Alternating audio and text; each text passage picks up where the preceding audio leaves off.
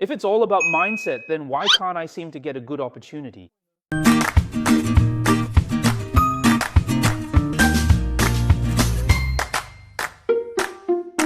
Today, we're going to talk about mindset. For example, people often say their own children have a big mindset, or sometimes they complain that their husband doesn't have a big enough mindset, that his mindset is too small. These two words, big and small, are used in so many situations. Many people mistakenly believe that having a big mindset is always a good thing. But is that really the case? In fact, that's not necessarily true.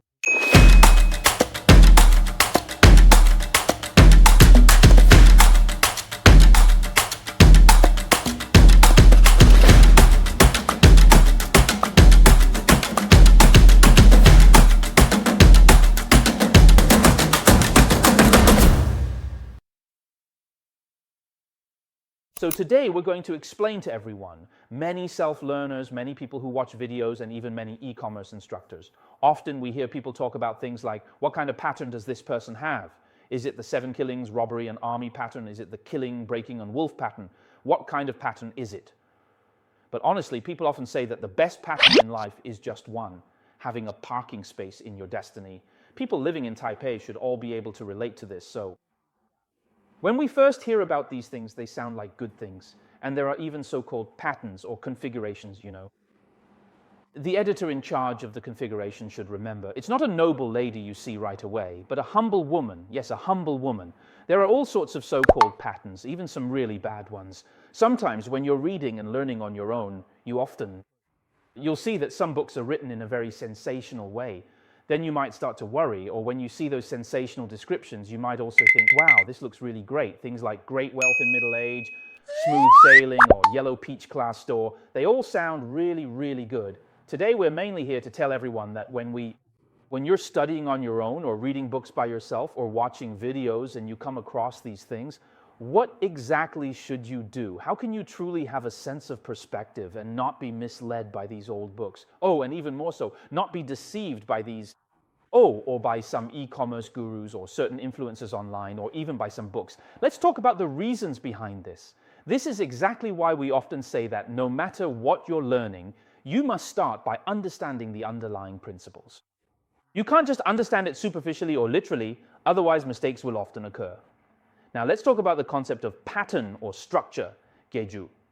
The two characters, je and ju, refers to the overall situation, whether there is a big picture or context for you. Je refers to how you can define and organize your own scope. So when we talk about geju, it's actually a kind of, in ancient times, regardless of the type of metaphysics, people used those principles and then to help categorize people. After this categorization, we can roughly know what kind of person you are. So, when it comes to the term geju, you should think of it as creating various departments and categories. For example, you might be Black, African, Japanese, or French. We tend to think, for instance, that the French are more romantic, while the Japanese are more meticulous.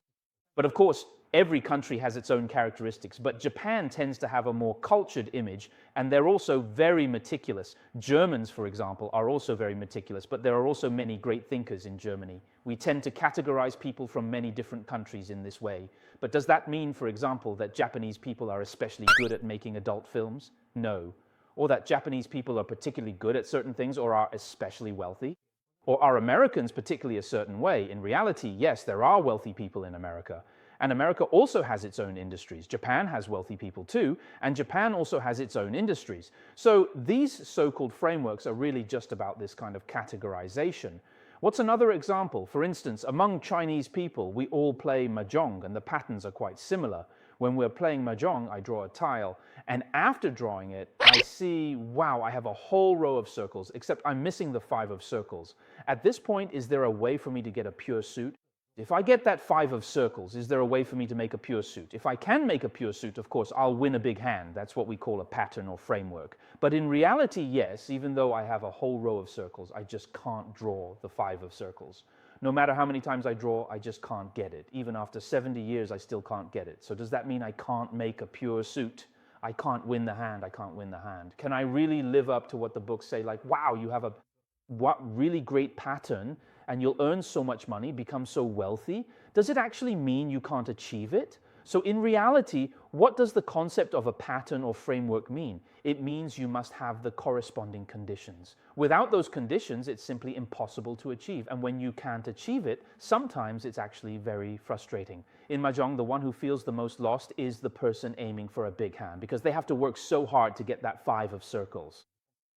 But he can't even get the tile he needs and keeps discarding tiles that let others win over and over again. Meanwhile, those next to him, as long as they have a winning hand, they don't have this problem at all. They just take whatever tiles come their way.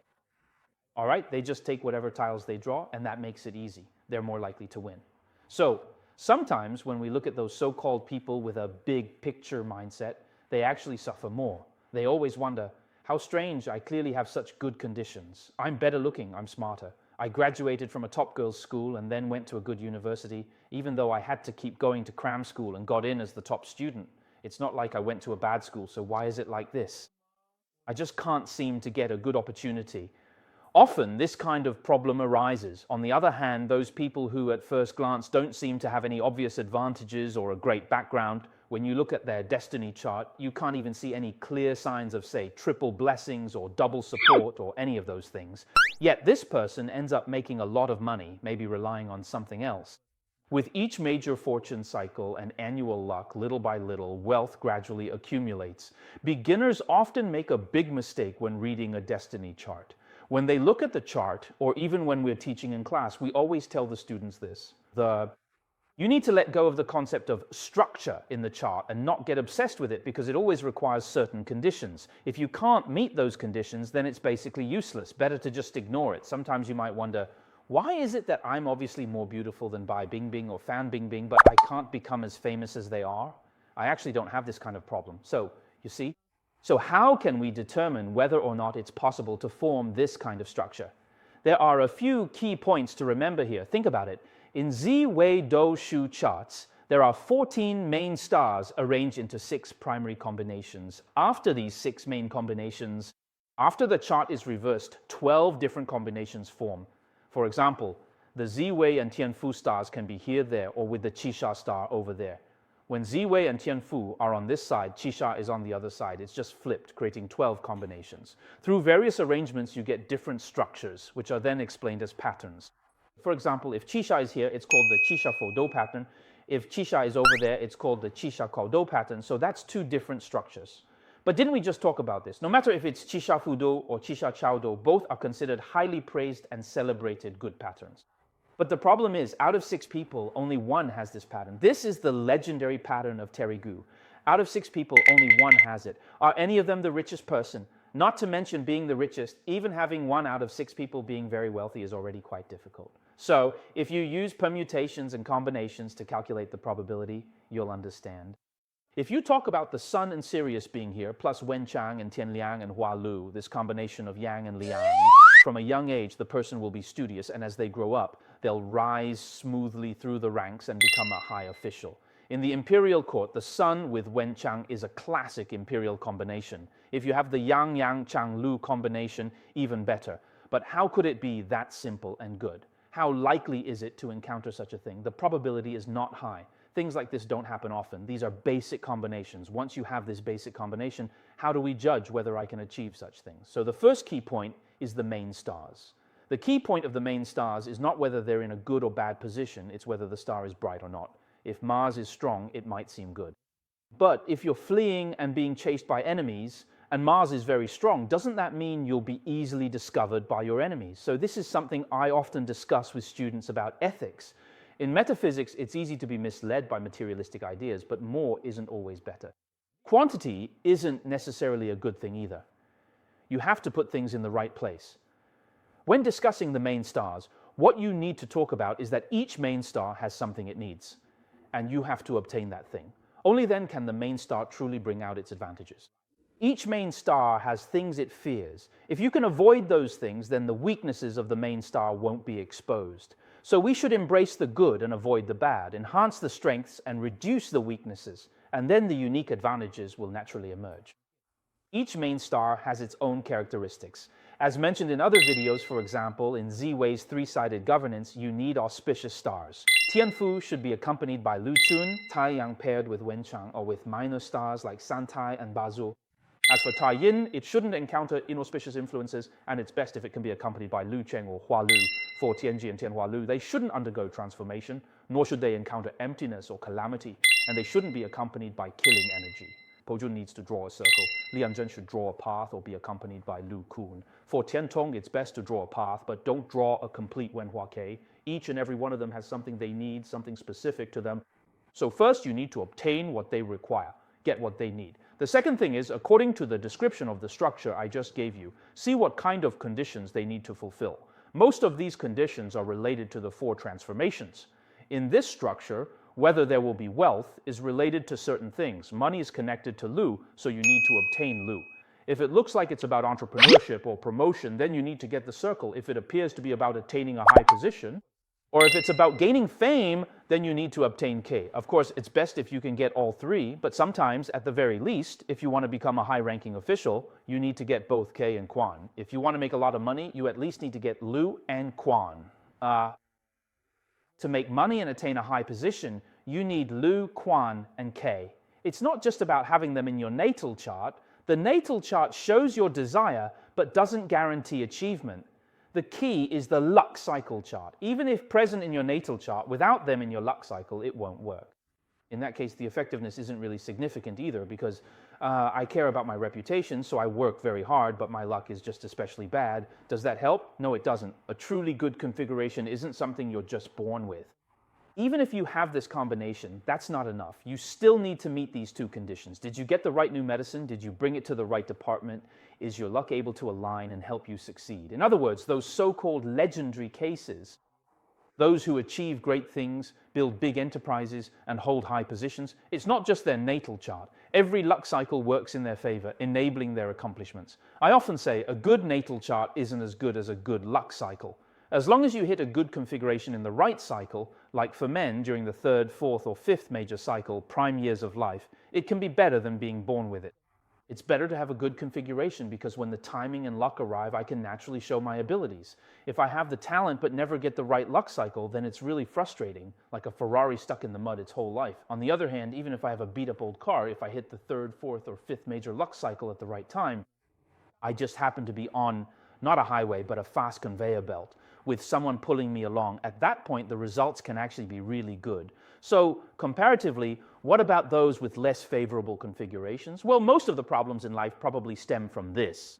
They arise from one's impulsive personality and emotional entanglements. So for less favorable configurations, generally, you usually need at least 2 Sha stars, or perhaps, for example, Yang, 2 Qi, spiritual stars, Mars, or Ji. Usually it takes at least 2 of these to form such a pattern. Books often mention Po Jun in the spouse palace, or Tan Lang and Po Jun in the spouse palace, and your Shen palace is also in the spouse palace, and your Ming palace might also carry some peach blossom stars, Tian Yao, and so on. In these cases, you will, so promiscuous and so on. These kinds of things, you see, are about having the conditions and the desire, but whether you actually go through with it is another matter.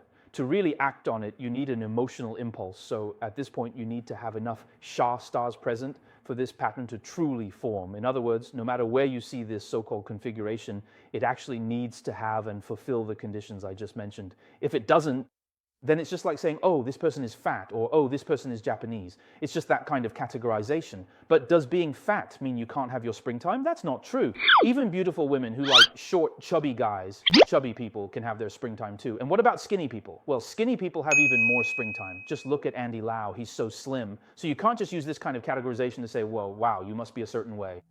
That won't happen. Remember not to be limited by fixed patterns in learning. Just as in life, don't be restricted by frameworks. Except for a unique destiny. Thank you. I found the teacher because when I was looking for books on fate and destiny, I happened to buy the teacher's first guidebook. After reading it several times, I felt that the theories and reasoning in it were very clear. However, just reading the book by myself, I still felt that I couldn't really understand it. Actually, our class has a really good atmosphere, so the friendships with my classmates make me feel like I've gone back to those days in school clubs. The biggest difference, though, is whether you're really learning and whether you can grasp the structure. I see a lot of people who are self-taught and try to help others on forums or elsewhere, but it's actually very hard for them to provide solid evidence for their arguments. They can only tell whether something is accurate or not, but with the same reasoning, if you switch to another person, it might not be accurate anymore. That's because actually the way Teacher Dage teaches is very systematic, building up layer by layer, like laying a foundation. If you can arrange your own learning according to the teaching pace, you'll be very steady and solid, and you won't be jumping around aimlessly. After learning Zi Wei Astrology with Teacher Dage, it feels like my understanding of the theory has become much clearer.